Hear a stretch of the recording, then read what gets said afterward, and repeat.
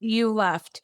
You did the impossible thing. You filed the paperwork, found somewhere to stay, told yourself it is finally over. And then there's the discovery request that start, the subpoenas for every account you've ever held, the motions to freeze assets, the delays, the accusations that you are hiding money that you don't even have. And somewhere in the middle of it, you realized they're still doing it. The same thing they did in the marriage, the same control, the same manipulation, the same way of making you feel like you are going crazy for wanting what is fair. Only difference is now it has an attorney slapped right in the middle of it all. If you have been living this, sitting in mediation sessions, wondering why it feels exactly like the arguments you used to have at the kitchen table, then this video is for you. I am Cheryl Sayre, licensed psychotherapist, national board certified forensic mental health evaluator, Florida Supreme Court certified family mediator, and guardian ad litem. And today, what we are going to talk about is something the legal system is not equipped to see, and that is economic abuse that continues through litigation. Here's what economic abuse looked like in the relationship. Maybe they controlled all of the accounts, you had to ask for money or justify every purchase, and they use that as leverage in every single disagreement. Maybe they put debt in your name without telling you. They sabotaged your ability to work, criticized your job, created chaos before interviews, made it impossible for you to advance. Or maybe it was a lot more subtle than that. Maybe technically you had access to money, but every financial decision required their approval first. Maybe they kept you in the dark about the full picture when you asked questions.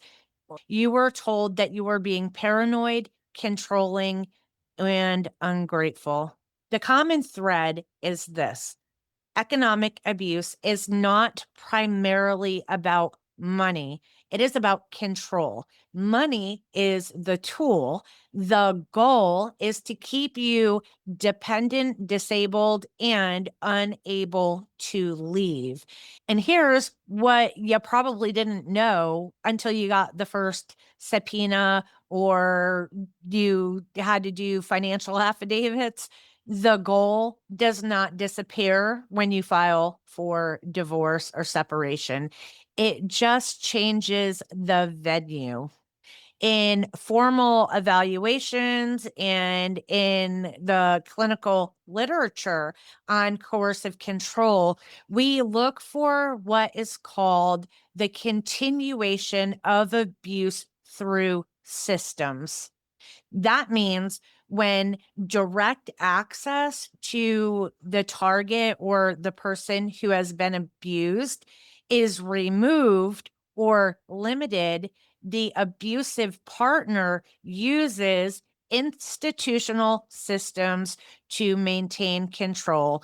Family court, child protective services, the IRS, employers, schools, healthcare providers. I've even seen well care checks that are being done. The system becomes the delivery mechanism for the same behaviors that used to happen in private. So, in economic abuse specifically, here's what it typically looks like. First, financial litigation as control. They file motion after motion. They demand forensic accountants. They accuse you of hiding assets, often assets that don't even exist or assets they controlled and you never had any access to the whole time anyway. Every request extends the timeline. Every extension costs money. And they know you don't have the resources to keep it up, to keep going. So, this is not about getting a fair settlement. This is about exhausting you into accepting less than what you're entitled to. Second is weaponizing disclosure.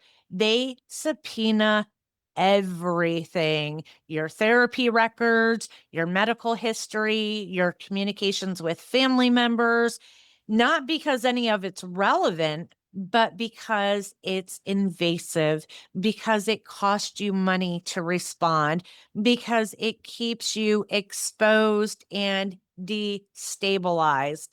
In the relationship, they monitored your phone. In the divorce, they monitor your disclosures. Third, strategic delays.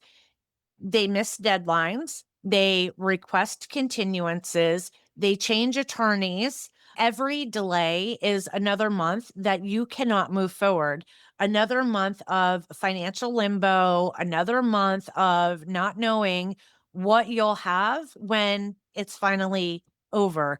If they controlled the timeline in the marriage, they will control the timeline in the divorce. Fourth, coercion through support. If there are children involved, they use support negotiations as leverage. They threaten to fight for custody, not because they want it, but because they know that that threat will make you settle for less. They know that you just want to get it over with.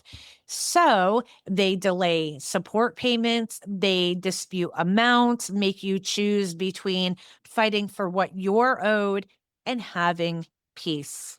This is still economic abuse. It just has a case number now. And this can become very disorienting. You're supposed to be free. You did the hard thing, you left.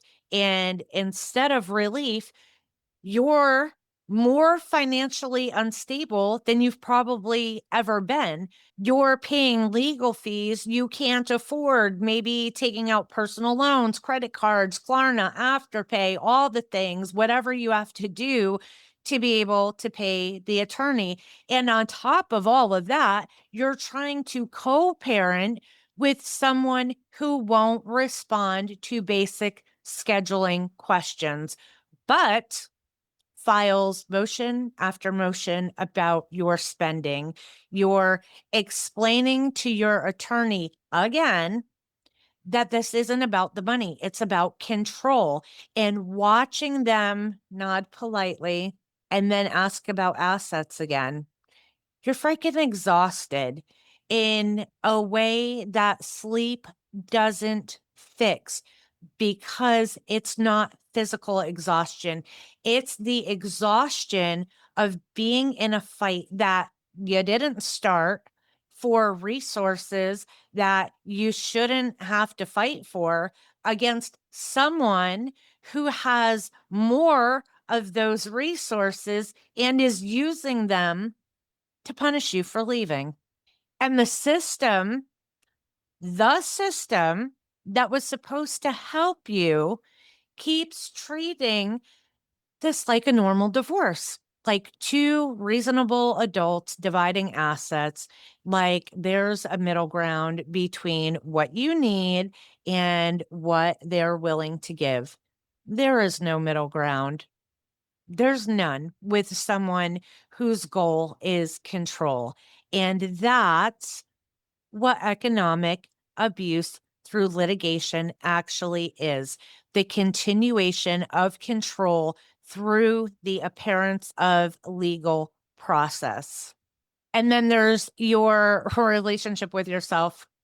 After years of being told your financial instincts were wrong, your needs were excessive, your concerns were paranoid, you may not trust your own judgment anymore. You probably second guess every decision. You feel guilty for wanting what is fair.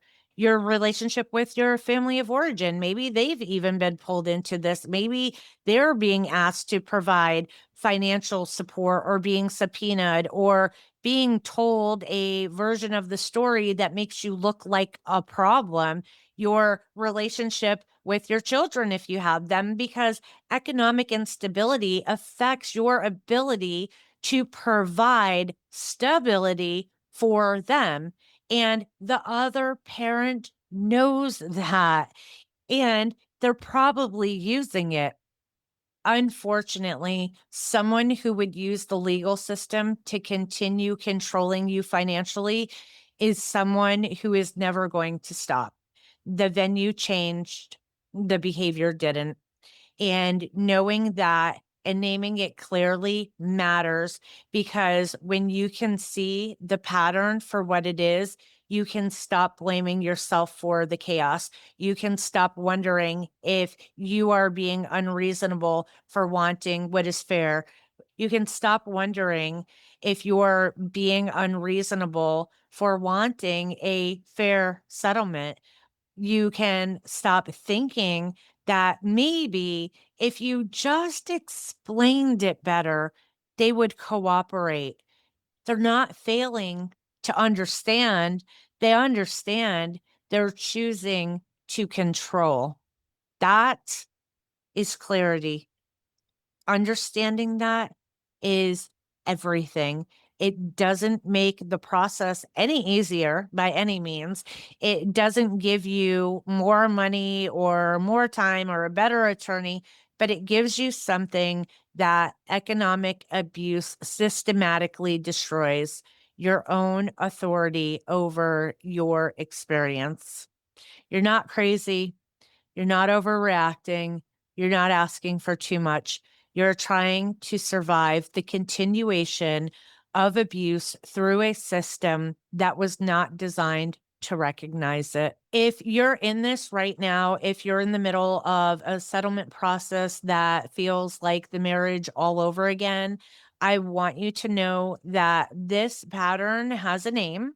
What's happening to you is documented in the clinical literature. It is recognized by researchers who study coercive control. This is actually real.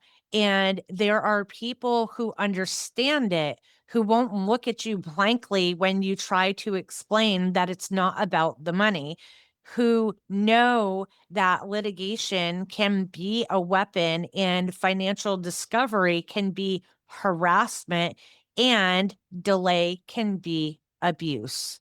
You are not alone in this, even when it feels like you are.